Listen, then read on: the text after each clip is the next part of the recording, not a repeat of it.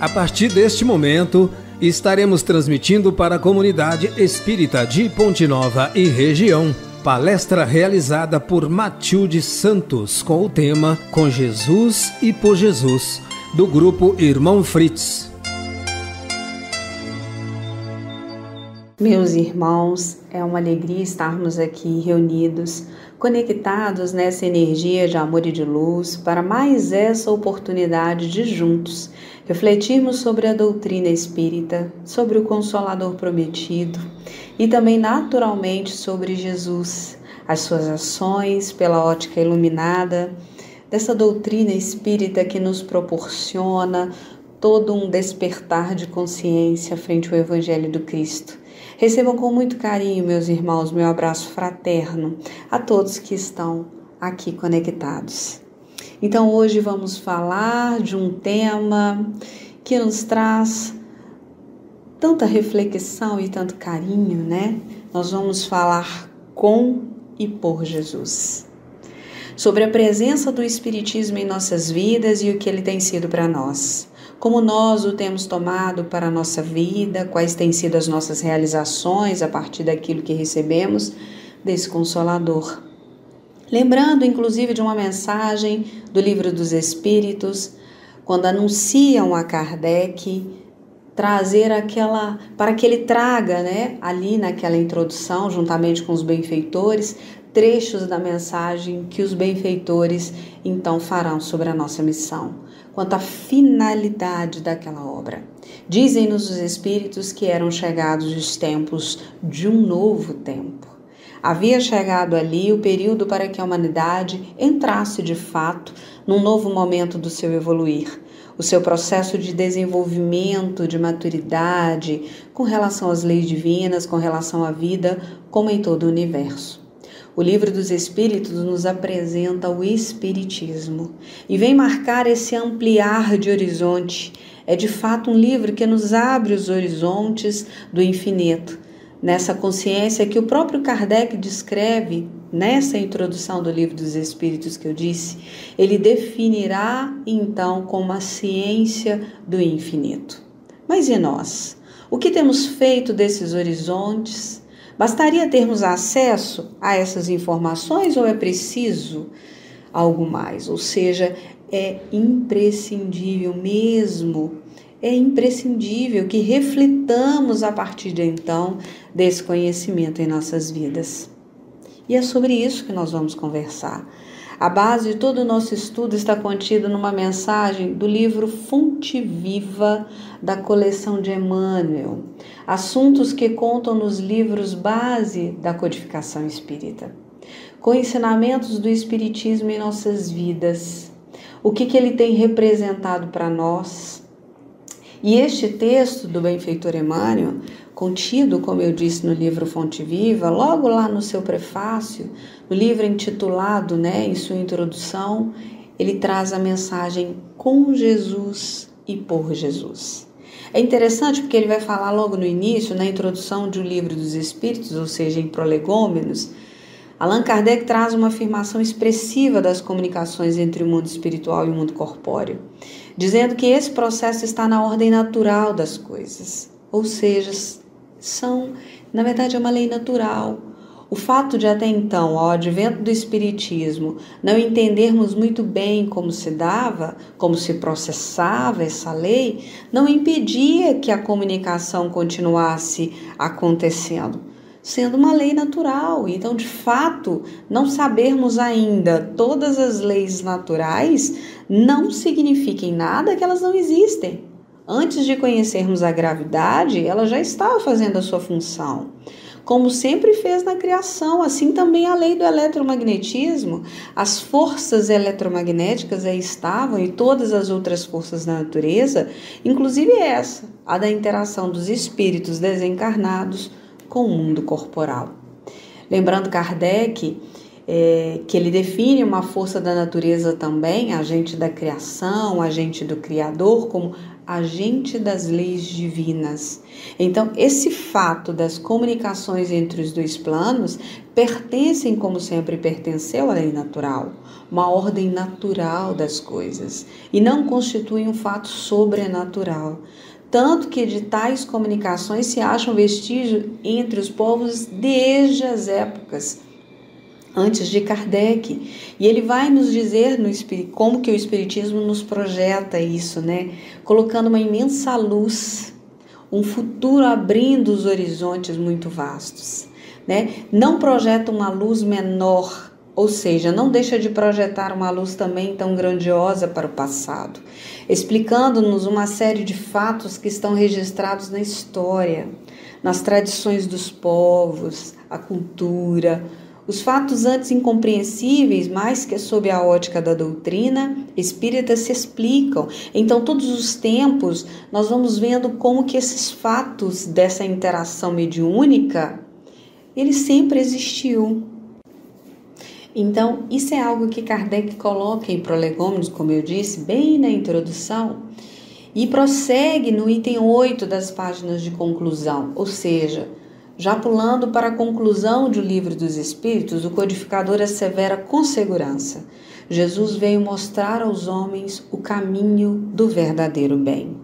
E porque, tendo enviado para fazer lembrar sua lei, que estava esquecida, não havia Deus de enviar hoje os Espíritos, a fim de a lembrarem novamente aos homens, e com maior precisão, quando eles as ouviram nessas leis, para tudo sacrificar o orgulho e a cobiça. Então, Kardec aqui já começa a estabelecer uma relação interessante com a missão do Cristo e a missão do Espiritismo, da doutrina dos Espíritos, me desculpem, da ação dos Espíritos que nos trouxeram essa doutrina. Assim como o Cristo veio nos relembrar os fundamentos da lei divina, que já nos haviam sido trazidos por Moisés, os quais estavam, de um modo geral, esquecidos, fixados que estávamos nós, da humanidade, nos aspectos mais exteriores do culto. Assim como Cristo teve essa tarefa de, digamos, soprar as brasas da primeira revelação e ampliá-la, né, ampliar esse fogo do Espírito, essa luz para a humanidade, o Espiritismo e os Espíritos tiveram e têm também essa finalidade de relembrar aquilo que estava adormecido, os pontos essenciais que haverão de nortear a criatura humana pelas sendas do bem e naturalmente no progresso da evolução. Então, Emmanuel puxa uma parte lá no início do Livro dos Espíritos, em Prolegômenos, como eu disse, e uma parte lá no final da conclusão do Livro dos Espíritos, digamos assim, para falar das características do Espiritismo, sua razão de ser, sua finalidade e como ele está nas leis naturais. Ele continua dizendo: e sabemos que de permeio, o grande livro que lançou os fundamentos do Espiritismo trata dentre valiosos assuntos das leis de adoração, do trabalho, do progresso, da igualdade, da liberdade, da justiça, do amor, da caridade, da perfeição moral, bem como das esperanças e das consolações. E Emmanuel foca nos dois últimos livros do Livro dos Espíritos, lembrando que o Livro dos Espíritos é dividido em 4 partes, ou em 4 livros. A primeira, que vai tratar das causas primárias, Deus, o universo e tudo mais. A segunda, que vai tratar do mundo espiritual, dos espíritos, então vai tratar da mediunidade, da encarnação, da desencarnação. A terceira e a quarta, né, parte, que a terceira talvez a mais conhecida por muitos de nós, que fala das leis morais, é a que Kardec, juntamente com os espíritos, vão trazer o enfoque moral da doutrina, nas consequências morais, né? Se a primeira parte, então, foca a questão científica, filosófica, como a segunda parte também, a terceira ela já traz esse aspecto moral, como dizendo assim, que da parte científica e da parte filosófica, chegamos então às consequências morais. Ou caminhando pela parte científica, pela parte filosófica, temos de chegar. Temos de nos conduzir às consequências morais, e a quarta parte também, que fala das esperanças, das consolações, que também trabalha esse enfoque moral, sobre como nós escolheremos no caminhar da eternidade, que é aquilo que semeamos aqui durante a encarnação, quais as consequências de nossas escolhas morais e de nossas posturas perante o infinito, perante as leis divinas, nos trazendo esperanças e consolações, falando desse porvir e como a justiça divina se opera de maneira incontestável, de maneira perfeita e também de maneira profundamente misericordiosa. Então, Emmanuel já está nos dando a entender que, partindo do Livro dos Espíritos, como esse marco primordial do advento do Consolador ou no Espiritismo na Terra, ele quer chegar a dar um certo enfoque para a presença do Espiritismo em nossas vidas. Ele falou que os fenômenos em si sempre existiram, embora nos tempos do Consolador, eles tenham se dado de forma a se entender como sobrenatural. Na parte dos prolegômenos, ele diz assim, que essas comunicações acham vestígio entre todos os povos e em todas as épocas, tal como a gente falava os registros que vamos vendo lá atrás, que antes não eram compreendidos, mas que a lógica agora do Espiritismo nos faz isso. Falta a última frase. Hoje eles se generalizam, tornaram-se generalizar o perdão e tornaram patentes a todos. Então, nos templos do Consolador, houve uma universalização dessa interação. Então, nós temos aí alguns períodos até o Cristo, que esse intercâmbio ainda estava muito restrito e foi até, entre aspas, proibido por Moisés, porque, como vai dizer Emmanuel no capítulo 9 do livro Caminho, Verdade e Vida, para afastar a mente humana de cogitações prematuras. Não tínhamos ainda a prudência, os conhecimentos necessários para fazer o intercâmbio sem que isso muitas vezes enveredasse para a superstição, para o charlatanismo, para os abusos, enfim. É o que Kardec também comenta no Evangelho segundo o Espiritismo, no capítulo 26, no item 9, quando ele fala lá da proibição de Moisés e queria, de certo modo, proteger ainda o espírito humano, que naquele tempo não estava muito preparado para lidar com aquilo, com as expressões desse intercâmbio no chamado círculos iniciativos.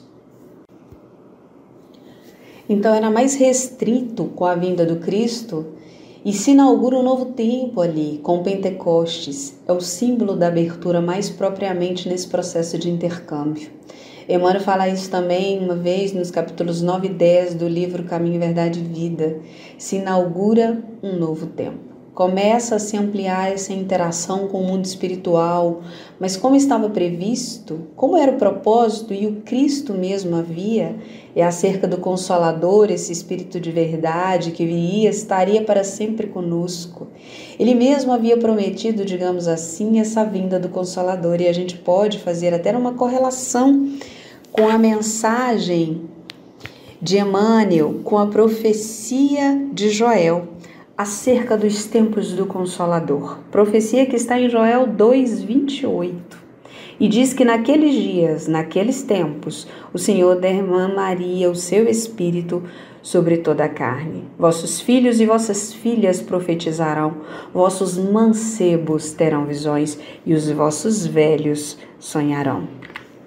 Emmanuel também vai falar no livro Consolador, logo no prefácio, quando ele trabalha o tríplice aspecto da doutrina espírita, ele diz assim: então que a ciência e a filosofia constituem as bases que a doutrina traz ao mundo, a terra, a religião no sentido mais profundo, mais sublime. Que essa palavra possa ter sem qualquer associação a instituições humanas, a comunhão com o divino. Esse aspecto da doutrina espírita é o ângulo divino que a liga aos céus, que a liga ao alto. Então, ciência e filosofia constituem as bases desse triângulo de forças que a doutrina espírita mais um ângulo divino, aquilo que aponta, aquilo que realmente nos conduz para o alto e nos eleva. É o aspecto moral, o aspecto religioso, a sublimação dos sentimentos, tendo por base as lições do Cristo ou por referência ao Cristo como modelo. E aí ele diz: aceitamos perfeitamente as bases científicas e filosóficas em que repousa a doutrina espírita, as quais nos sejam adquirir a fé raciocinada, capaz de encarar a razão face a face. Então a base sai do triângulo vinculado aqui da nossa vida, ao nosso labor humano, digamos assim, a ciência humana, a filosofia humana, pensando no humano a representação dos esforços da criatura para ir aos poucos ganhando em abrangência de entendimento das leis divinas. Então essas duas bases, esses dois elementos, eles vão nos dar horizonte. Horizontalidade mais a verticalidade de fato, a ascensão que dá profundidade, mais do que horizontalidade. Isso vem do aspecto moral, isso vem do aspecto religioso, ou o nome que queiram. É isso. E isso vem dessa sublimação do sentimento, que às vezes o indivíduo já acendeu muito, acendeu muita luz no campo do raciocínio, ele já tem uma boa abrangência divina, mas ele não consegue ter profundidade, porque às vezes ele está indo ali no vale. É como se um indivíduo dotado de um poderoso telescópio, mas que por estar no vale, só consegue apontá-lo ali, digamos, para o seu entorno, não consegue ver muito longe. Se ele tivesse uma lupa, quisesse ver lá no caminho, lá na frente, mas não consegue.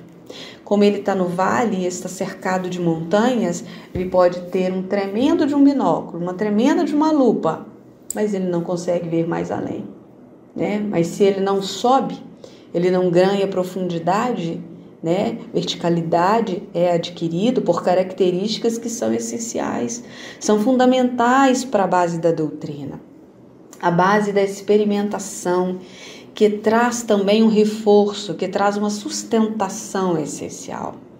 Alguém pensou que é assim, né? Mas falta algo que comprove, que dê solidez. E esses argumentos, né? O aspecto é o da fé raciocinada. E também é essencial que nos leva, né? Porque ela vai nos levar não simplesmente à crença, mas à compreensão. Não basta ver, como nos diz Kardec, é preciso, sobretudo, compreender. Então se estabelece de fato uma convicção sólida, capaz de facear os raciocínios, capaz de facear o progresso da ciência. E isso é fundamental. Contudo, Emmanuel, sobre semelhantes alicerces, ele nos traz o cristianismo restaurado, aperfeiçoando almas e renovando a vida na terra para a vitória do infinito bem sob a égide do Cristo, nosso divino Mestre e Senhor. É bem respeitado essas bases através de um cristianismo restaurado. E aí Emmanuel faz a vinculação que Kardec também fez da doutrina espírita com o cristianismo, com a mensagem, com a tarefa do Cristo, vindo o Espiritismo não só relembrar o que o Cristo nos trouxe, mas revivificar essas lições e ampliar o entendimento dessas missões. Kardec faz todo um estudo disso no capítulo 1 do livro A Gênese, Caráter da Revelação Espírita, lá no item 41 e 42. Ele vai chegar a uma conclusão maravilhosa, ele vai dizer assim: o Espiritismo não vem destruir ou negar o Evangelho. Pelo contrário, ele veio ampliar, explicar, abrir horizontes, mostrar que aquilo que antes se considerava ainda inadmissível, porque era incompreensível, algumas falas, são perfeitamente compreensíveis, uma vez que se entendem determinadas leis, determinadas circunstâncias, determinados significados, né? Nessa perspectiva é a luz do Espiritismo. Jesus já não é mais um simples filósofo, é o Messias divino. E isso é muito bonito, né? E ter claramente esse entendimento. O Espiritismo vem nos mostrar o verdadeiro Cristo na sua grandiosidade cósmica. A sua grandiosidade não é de um cara bacana, não é de um filósofo, apenas de um cara com ideias interessantes. Não, ele é o Messias divino, e por Messias entendamos aqui o enviado divino, aquele que foi na terra e aí designado para ser o governador, o tutor espiritual da orbe, o representante maior da divindade, aquele que o Espírito divino animava, como nos dirá Kardec na questão 625 do Livro dos Espíritos. Então é como se fosse um processo de recuperação da imagem do Cristo, da grandeza do Cristo, que havia sido reduzido a mais um simples pensador, a um simples sonhador, ou havia sido projetado lá à condição do próprio Deus, do próprio Criador, por isso tão distante de nós.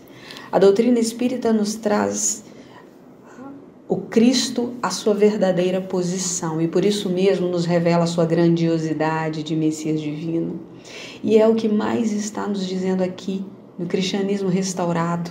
Então ele vai nos recuperar essa figura do Cristo também, porque não somente se recupera, mas se amplia, aperfeiçoa o entendimento das suas lições. Lições que antes pareciam truncadas, difíceis de serem compreendidas. Com as chaves que o Espiritismo nos dá, Kardec vai falar disso logo na introdução do Evangelho segundo o Espiritismo.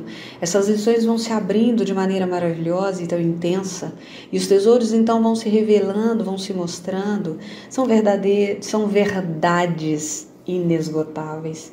Cada palavra, cada parábola vai se tornando, cada lição do Mestre torna-se para nós uma verdadeira mina de ouro, mais do ouro do Espírito, uma mina inesgotável de tesouros, de valores espirituais. Quando se tem essas chaves para penetrarmos nessas lições, então os Espíritos, como o próprio Kardec nos traz a todo momento, eles estão fazendo essa vinculação do Espiritismo com a mensagem de Jesus, mostrando-nos o Espiritismo como consolador.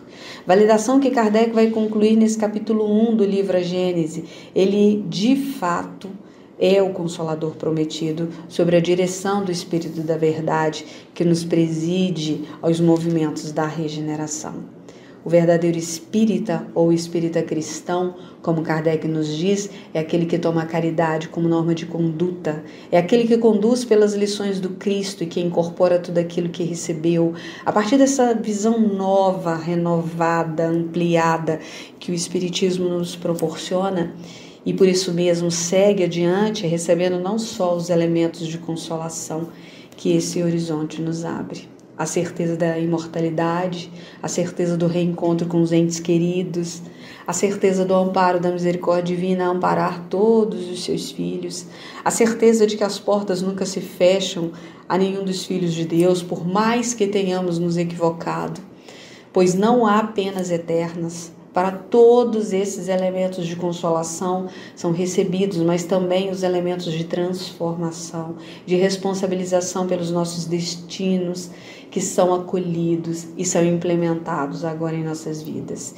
Esse é o aspecto moral, esse é o cristianismo restaurado, onde eu faço da doutrina espírita em minha vida um processo de imprimir a cada dia mais em mim os traços do Cristo. Por isso que Kardec vai dizer no livro O Espiritismo, em suas mais simples expressão, lá no conjunto de máximas que consta, ele registra que o Espiritismo, a crença no Espiritismo só será proveitosa àqueles que poderão dizer: hoje sou melhor do que ontem. É um processo constante de transformação, de renovação. Nós temos uma fala muito interessante de Santo Agostinho, do Espírito Santo Agostinho, né? Um espírito muito ativo em toda a codificação, a conhecida questão 919 do Livro dos Espíritos, aquela questão que vai tratar a transformação moral do indivíduo, onde ele diz: nós temos a conhecida resposta de Santo Agostinho, que ele nos impele, ele nos convida ao processo do autoconhecimento. Mas o mais interessante dessa resposta é que, na verdade, no final ele traz uma informação muito importante, que ele diz assim, ele vem falando em nós aqui da matéria, nos trabalhos, nos esforços para juntar o material. E ele diz que para juntarmos recursos, para depois termos esses recursos, sustentar a velhice, nós encontramos ali um certo repouso, uma certa estabilidade. Mas aí ele diz assim: o que é esse descanso na velhice, comparado com aquilo que espera o homem de bem? Então ele diz assim: se vocês se esforçam tanto para preparar esse repouso, esse descanso na velhice, por que não se esforçar ainda mais para preparar o descanso que não é inércia, que não é inação, mas antes um descanso em espírito? É o espírito pacificado, o espírito que se ilumina. Por que não trabalhar mais ainda por esse descanso? né? Então, ao invés da gente ficar trabalhando tanto na nossa vida para juntar recursos materiais, por que não juntamos recursos para a nossa transformação espiritual? Buscar isso, então, vai se estendendo, não é? E no livro dos Médiuns, lá no capítulo 29, no item 350, a gente tem uma mensagem assim: se o Espiritismo tem essa função de transformar moralmente a humanidade, do processo de regeneração, de estimular, devemos assim fermentar então isso, né? Através de uma regeneração que a gente só conseguirá através da transformação gradual das massas, o que só se dará pela transformação dos indivíduos, pelo aperfeiçoamento dos indivíduos, né? Olha como que é forte isso, né? Fazendo isso, então, a gente levanta aqui realmente a visão da importância do Espiritismo com Jesus. Porque, não tendo seguido o Espiritismo com Kardec, com os Espíritos, e especialmente com Cristo, né? A gente vai percebendo que essa interação ela necessita, como a mensagem trazida por Emmanuel, com Jesus e por Jesus, de um Cristo vivido, incorporado na prática, né? Emmanuel, no prefácio do livro Fonte Viva, ele prossegue dizendo assim: o apóstolo da codificação é um apóstolo enviado, um apóstolo de Cristo, e o próprio Espírito da Verdade assim o diz. No nosso modo de entender, o próprio Cristo: eis que estou convosco, o meu apóstolo instrui, com Jesus e por Jesus, né? Então nós entramos aqui na conclusão do nosso estudo, entendendo que Jesus pessoalmente é essa luz, que chega do alto grandioso, energia para derrubar todas as muralhas, a do preconceito, a do fanatismo, as sombras da ignorância, a luz divina do amor, a sabedoria de unir as gotas de verdade, de espargir sobre todos, né? Ele é, de fato, o propagar da doutrina espírita, esse consolador, um sinal de novos tempos para a humanidade, um sinal, de fato, de novos tempos para todos nós. Então, meus irmãos, que acima de tudo, com Jesus e por Jesus, possamos inaugurar um novo tempo em cada um de nós, que nos traga, através da incorporação do Evangelho redivivo e atuante em nós e por meio de nós, a certeza da iluminação das nossas consciências com a presença do Cristo em nossas vidas. Vem, Senhor, com todo o seu amor tão profundo, iluminar consciências e fazer feliz o mundo. Grande abraço, meus irmãos.